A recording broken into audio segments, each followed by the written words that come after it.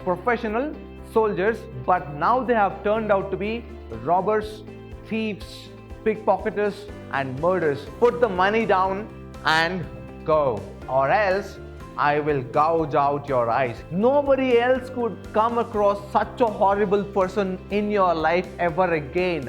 Everything would end to the satisfaction of all. In that case, your name must be Mercy.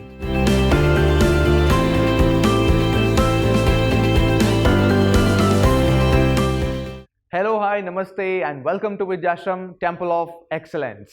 I am NKsir, Faculty of English in Vidhyaashram, Mysuru.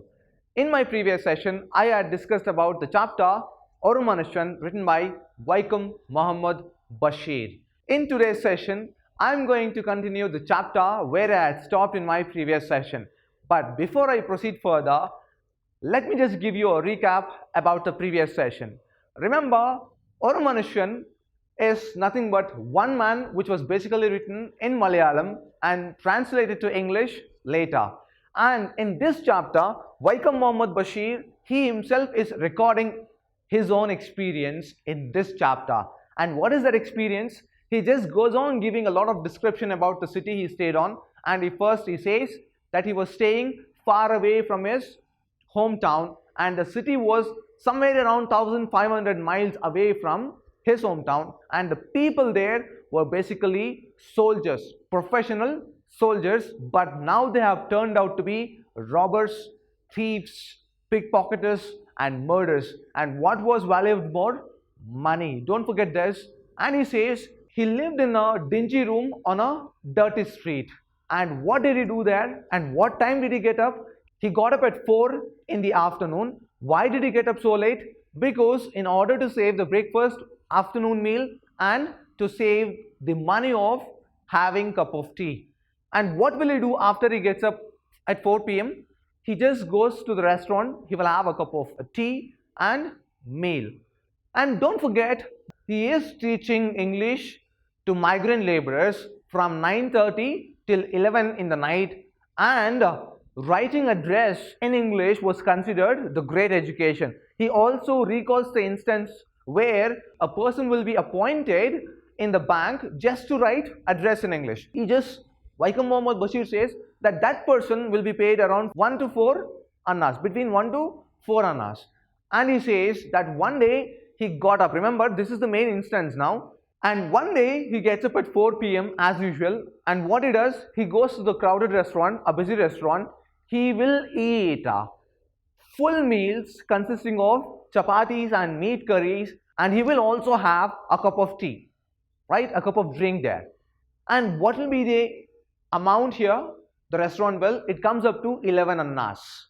And before he walks to the restaurant, he gives a clear description. The attire he walked into the restaurant. He is wearing a coat, overcoat, and he had kept his wallet in the overcoat, and that wallet had 14 rupees, which was considered his life savings.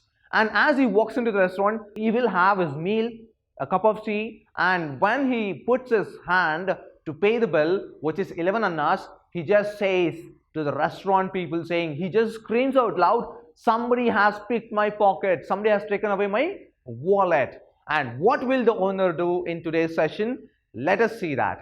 Vaikom Muhammad Bashir is caught in this horrible situation, and most importantly, I had given the task for my students and the viewers, asking them what would they do, how would they respond, and how would they convince if they were stuck in this horrible situation. Remember, Vaikom Muhammad Bashir has lost his purse, he has no money left to pay the bill, and you are not supposed to depend on any electronic transaction, and you have nobody to help you around.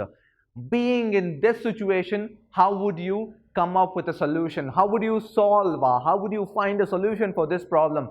And I'm pretty sure that all my students and my viewers have interesting ideas or answers to share with. If you want to share your answers, kindly leave your comments and answers in the comment box, and let's see how Vaikom Muhammad Bashir solves or finds solution for this problem. The rude owner. Was the owner kind enough to let go Vaikom Muhammad Bashir?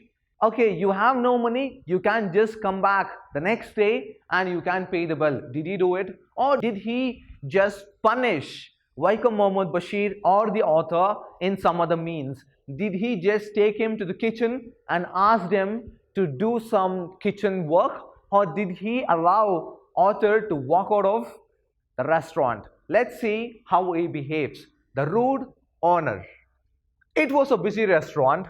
The owner gave a loud guffaw. What is this guffaw? If you can just recall the smile of Rajinikanth, how will he laugh? Ha ha ha ha ha. Right? That is loud guffaw. The loud guffaw startling everyone around. He caught me by the lapels of my coat and shaking me cried. Now remember, owner is not so kind enough. He is catching hold of the author, and where is he holding? He's not just holding his hands, he's not just maintaining his distance, he literally manhandles the author. How? He just catches hold of him, the lapels of the coat, like the coat there. If you're not going to pay, he says, this trick won't work here. Put the money down and go, or else I will gouge out your eyes. He says, or else I will gouge your eyes out. What is the meaning of gouge here? To literally extract or to remove your eyeballs out of your eyes. He says, I'm going to just take out of your eyes now. You better keep the money here and walk away, and you don't try to trick me. That's how rude the owner is now. And what about the other scenario here? The people are surrounded, and I looked at the people around me. Now, author is giving the description about the people who are standing and watching this scene, who are in the restaurant. I did not see even one kind face. Author says, I couldn't even recognize even one single kind face there. They had the look of hungry wolves. He says like, hungry wolves. Each and every word, each and every concept, the scene where the author is trying to describe is so, it is so complicated, and it has got a link, a very good link, and it is like a cobweb. The scene after scene is so very well narrated, and author is bringing in a lot of words, comparisons here, and he says the people there, they look like hungry wolves. Why were they expressing such expressions here? He goes on to say, you find yourself caught in a dangerous situation. A total stranger rescues you. Even after years pass by, you will sometimes remember the man and wonder why he did so. He says, you are stuck in this situation and there is nobody around you to help you out. And somebody just walks in and he or she helps you, and you have no idea why he or she did this. And even after years pass by, years after years, you just think, why did that man save me? Has he got something to do with me? Or was he kind enough? Or was it something else? Let us see who saved the author in the chapter. The scene of embarrassment. Now, restaurant owner is not just asking, he's not just manhandling the author, he's not just holding the lapels of the coat and asking him to put down the money and walk out of the restaurant. He just moves one step further and he puts author in even worse situation. So what is the situation here? He says, he refers to the restaurant owner and he says, he asked me to take off my coat. Remember, author is giving a clear description. This is the reason why author gave the clear description, that he wore the overcoat and went to the restaurant. And very first thing, the owner of the restaurant will ask, you better take off your coat. And author will take off his coat. I took off my coat. Because you are stuck in that situation. He asked me to take off my shirt. Coat was not enough for the owner. And he says, you take off my shirt. I took off my shirt. First the coat and then the shirt. Will you just proceed further? He asked me to take off both my shoes. I took off both shoes. Coat, shirt and shoes. Will he stop there? Finally, he asked me to take off my trousers. This is not an easy thing to do. The heights of embarrassment. Author is recalling the instance that owner was such a rude person, and he is meaning that nobody else could come across such a horrible person in your life ever again. I wish nobody else does. Owner is asking the author to take off the coat. He took off the coat. He asked him to take off the shirt. He took off the shirt. Next, you take off your shoes. You take off both the shoes. I took off both the shoes. Will he stop there? Did he stop there? He didn't. Now you remove the trouser now. He's asking, remove your trouser. And what will our author do? Join the herd. Will he stop there? So the idea now, author is recalling, so the idea was to strip me naked, gouge out my eyes and send me out naked. Strip me to remove. Out of compulsion, author has to remove. He is stripping it himself. Gouge out my eyes, blind, and send me out naked. I said, I have nothing underneath. This is very funny. Who said this? Author says, I have nothing underneath. I'm sure your minds are wandering around, your minds are thinking something else, but that is not what author meant. He says, I have nothing on underneath. Why? Because the owner of the restaurant is asking the author to strip his pants now, his trousers. According to these words, author meant he was not wearing anything inside except trousers. Everyone laughed. I'm sure you are laughing too. The restaurant keeper said, I doubt it. You know, it is an extreme level of embarrassment. He says, I doubt it. When? For what? When author says that he has nothing underneath, the restaurant owner says, I doubt. You must have something on underneath. How is it possible that you don't have anything underneath? Like author is like dumbstruck now. Is the owner, he himself saying it alone? Now, about 50 people repeat it. About 50 people say the same thing. There must be something on underneath. About 50 people. There is not even a single person to help the author. Author says, it is not just an embarrassment in front of one person. He is standing in the restaurant, busy, crowded. Remember, he told crowded restaurant. Every description, every word is playing a role in this chapter. It is giving a clear description. If it is in front of one person, maybe he would have thought of removing it, but not in front of the crowded people there. Now, it is not easy.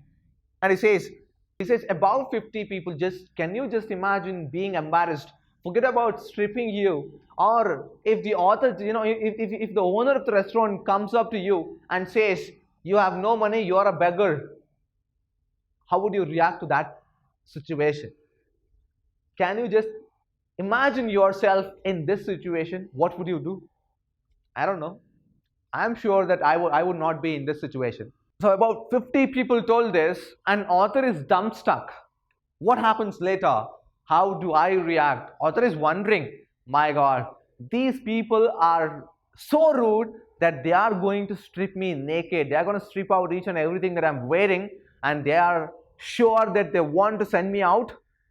A blind man with no piece of cloth on his body. So how will the author react now?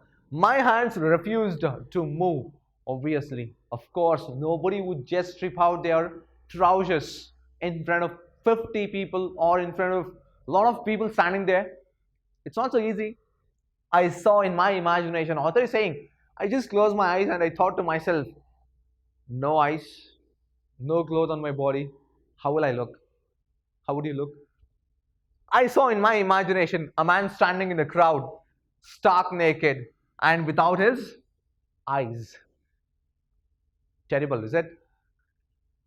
Life was going to end like that. Let it end. I can't help. There is not even a single soul to help me out. So author, finally he decides that, okay, if you want me to see naked, let it be. If you want to gouge out my eyes, you can. And author decides, anyway, life is going to end like that. Let it end. And for all this, I never mind. It's okay. I never mind. Oh, creator of the world, my God, I had nothing to say. He's saying, my God, I don't have anything to say. Everything would end. Everything would end to the satisfaction of all. He says, to the satisfaction of all. So he is the satisfier there. And what are they satisfied with? If the author removes his clothes and he walks out of the restaurant stark naked, they would be satisfied. So mean. What follows next? Guardian angel. There is somebody who helps the needy. So who is he? I began to undo. Now he decided, he starts undoing the button one by one. Undo one by one the buttons of my trousers. Then I heard a voice. Stop. I shall pay the money. She says, I stop. Stop it. I shall pay the money. Who says that? Everyone turned in the direction of the voice. Somebody from the crowd just said this. Stop. I shall pay the money. There stood a fair complexion. This is 1 mark question. Describe the man who saved the author in the chapter, Oru Manushyan. There stood a fair complexion man. He was very fair, 6 foot tall, height, with a red turban. He was wearing red turban. So with this, you can just imagine, you can just predict where the author was. Red turban and white trousers. He sported a handlebar mustache and had blue eyes. He says he's just giving a description now. And what else did he see? Blue eyes were quite common at this place. He says blue eyes was quite common at this place. He came forward and asked the restaurant keeper, how much did you say it was? What is the bill? You remember, it was 11 annas, not 11 rupees. And the owner says, 11 annas. It is 11 annas. Are you going to pay? He did pay the amount. He turned to me and said, put on your clothes. Thank God. The life has come back. Author was just on the verge of losing his entire identity. And somebody just popped out, somebody just raised their hands and somebody told that they are going to pay the bill. And they paid. And not just that, he asks the author, put on your clothes.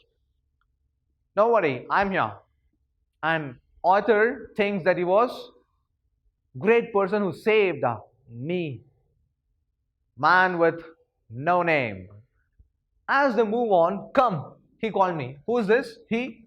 The man who saved author. I went with him. Did I have a word to express my gratitude? No, author is questioning himself. My God, he saved me. I would have killed myself. Had I stripped myself, I would have killed myself. I told him, you have done a great deed.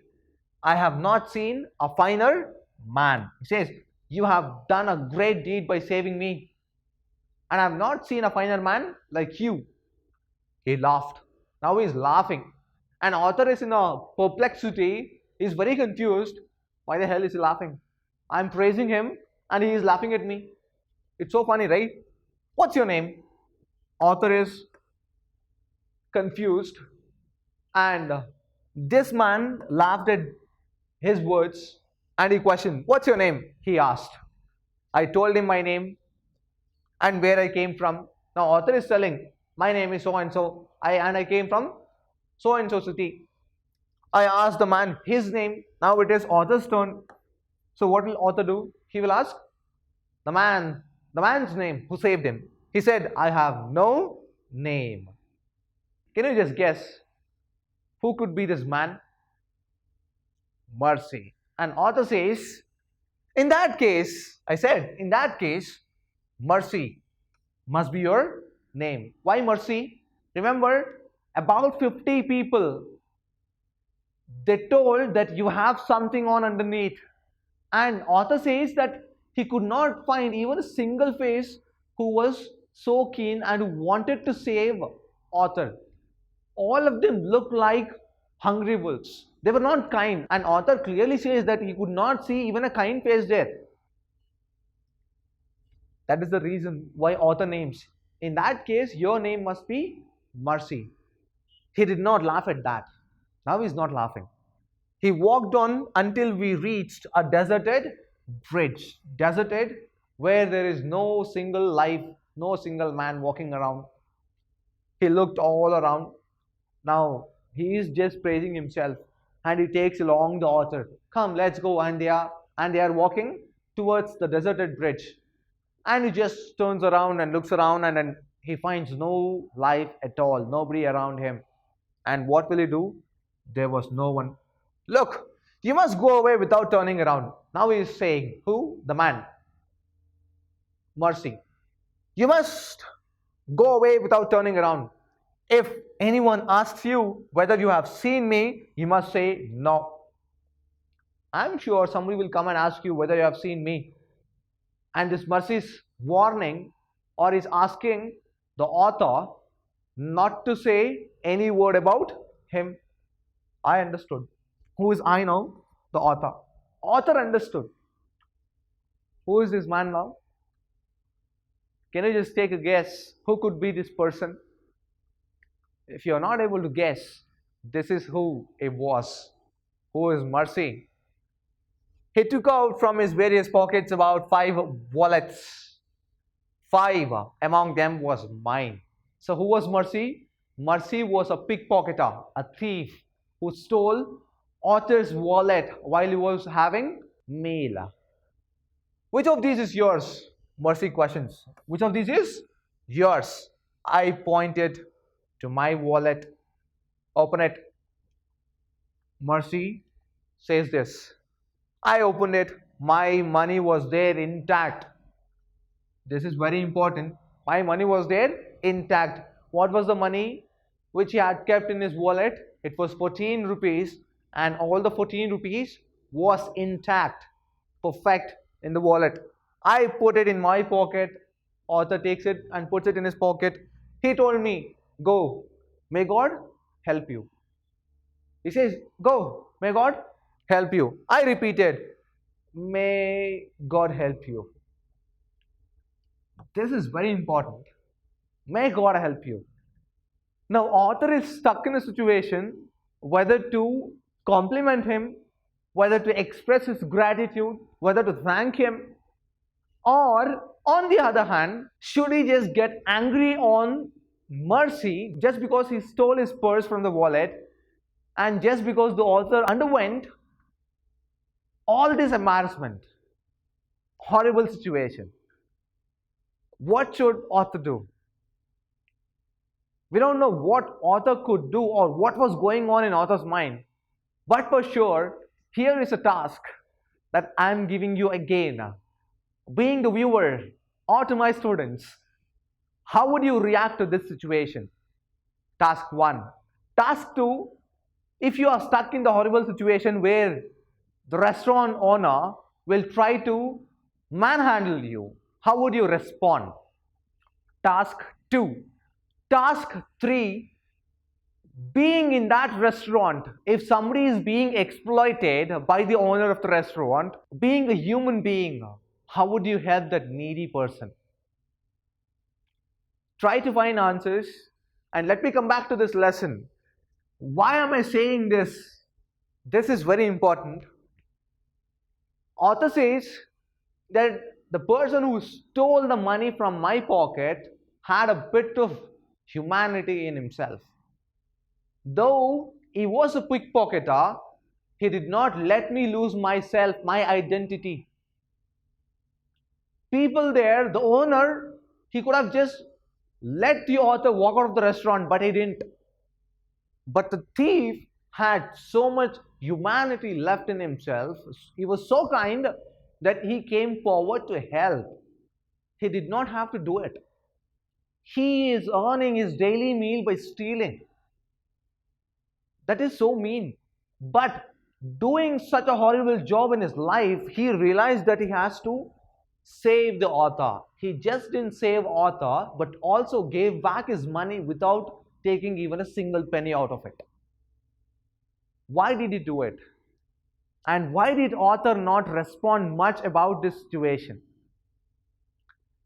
I believe that these chapters will reflect a lot of moral on everyone's life. Just think about it. We get to see a lot of things happening on streets, in restaurants, in our daily lives. How many of us have time to just go and help the people there? I'm pretty sure only a handful of people find time, even in their busy schedule, they find a time to go and help. So that is it for today's session. Let us meet in the next session. And in my next session, I will be discussing about the chapter Babar Ali, written by Samarpita Mukherjee Sharma. Until then, have a good day. See you.